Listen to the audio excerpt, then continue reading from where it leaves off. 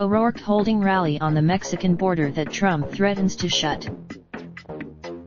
ORourke, a former congressman from El Paso, is kicking off 3 rallies in Texas in his bid to become the Democratic nominee a day after Republican Trump threatened to close the U.S. border with Mexico as soon as next week. His rally in El Paso, which sits on the border with Mexico, has been long planned, but the city became central to America's immigration debate this week. U.S. Customs and Border Protection Commissioner Kevin K. McAleenan told a news conference in El Paso on Wednesday the southern border system was at a breaking point because of the number of illegal immigrants crossing the border each day. Trump, who says he is still determined to build a barrier along parts of the southern border, said on Friday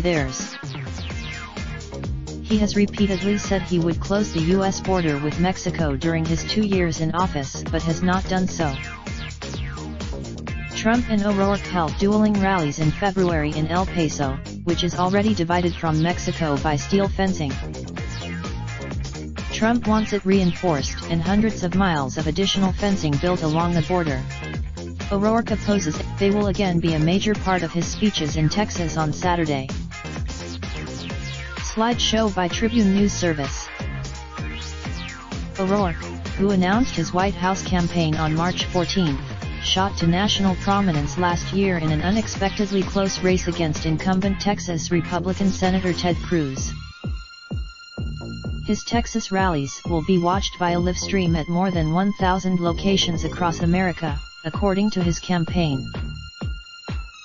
ORourke, 46, competes in a large Democratic field. More than a dozen. The ORourke campaign sent multiple requests to potential supporters for campaign donations before his rallies in El Paso, Houston, and Austin on Saturday, a common practice among presidential hopefuls. The messages stretched. ORourke smashed fundraising records as a Senate candidate and raised $6.1 million in the first 24 hours of his presidential campaign, the largest first-day haul of any announced candidate this year. However, he has struggled to see a strong campaign work ethic translate into a significant boost in early polling. ORourke trails former Vice President Joe Biden and Vermont Senator Bernie Sanders by double digits, according to early polls among Democratic voters.